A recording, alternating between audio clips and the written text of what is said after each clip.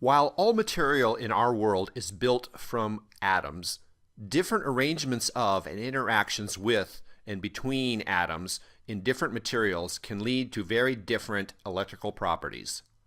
In this lecture, we will compare and contrast two important classes of materials, electrical conductors and electrical insulators, and begin to discuss how each of these types of materials can acquire a non-zero net charge.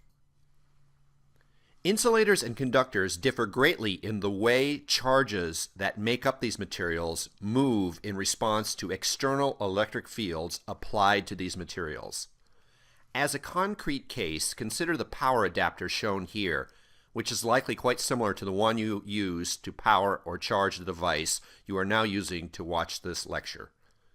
The black plastic and rubber materials that are readily visible are examples of insulators. Electric fields applied to these materials do not typically cause charges, electrons and protons, in the rubber and in the plastic to move very much. By contrast, when electric fields are applied to the metal wires encased within the rubber and the plastic, some of the charges that compose the wire are quite mobile. They move readily over long distances. Let me mention here that in many metals, the mobile charges are electrons. However, don't make the mistake thinking that electrons are always the mobile charges in all conductors. For example, in an ionic solution, like salt water or blood, the key mobile charges are not electrons, but rather negatively and positively charged ions. For salt water, for instance, the chloride ions and sodium ions, respectively. We'll have more to say about how charges on and in conductors and insulators are, in general, affected by electric fields. First, though, we're going to consider how the total charge of any sample of material can change. There's a key fundamental law, the conservation of charge, that we'll use frequently throughout the course here to understand charging. Conservation of charge means that in any process that involves charges, the total amount of charge remains constant. The charges themselves are not created from nothing, nor can they be destroyed. The total amount of charge involved in the process is fixed. So, for the particular case of a neutral object, an object with zero net charge, the object can be charged either by increasing the positive charge or increasing the negative charge.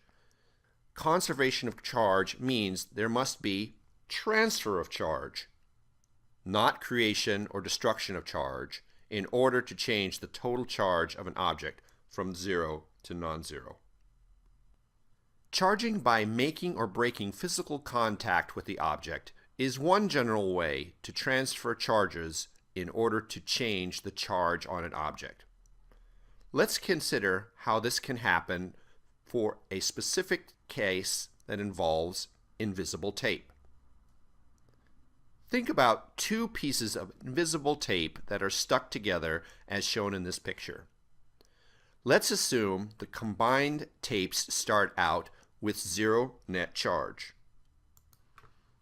Now, if you break the physical contact between the two pieces of tape by pulling them rapidly apart, you will notice that the two now separated pieces are attracted to one another as you bring them close to one another. This suggests the process of breaking physical contact has given each piece of tape a non-zero net charge. I'll mention here as an aside that in your first lab, you will create charged tapes in this fashion and perform a number of different experiments. Now, by conservation of charge, we know that no charges were created or destroyed in separating the pieces of tape.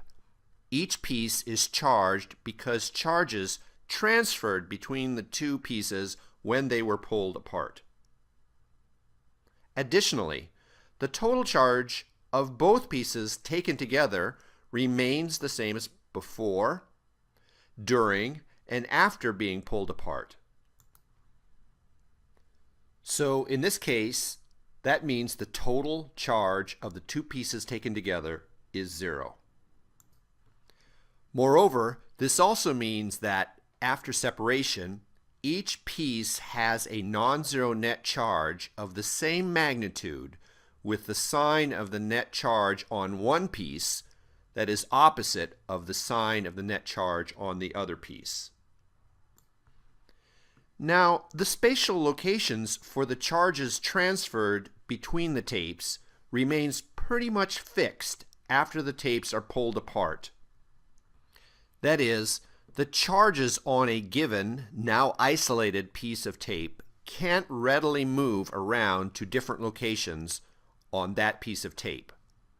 The reason for this, and this is a key point, is because the tapes are composed of materials that are electrical insulators. What would happen if a conductor were to be charged by contact? As a specific example, let's imagine that portions of the negatively charged tape were placed in contact with a copper block. Some of the negative charges from the tape, typically electrons, would be transferred to the metal. However, because the block is composed of copper, an electrical conductor, the charges don't stay put where contact was made. The transferred charges rearrange rapidly to some final configuration where excess negative charge is found elsewhere, at locations on the copper block distant from where the negatively charged tape made contact. What conditions determine the final configuration of charges on that piece of copper? To understand this, we need to discuss the different ways in which conductors and insulators polarize in the presence of external electric fields. We'll do that in our next lecture.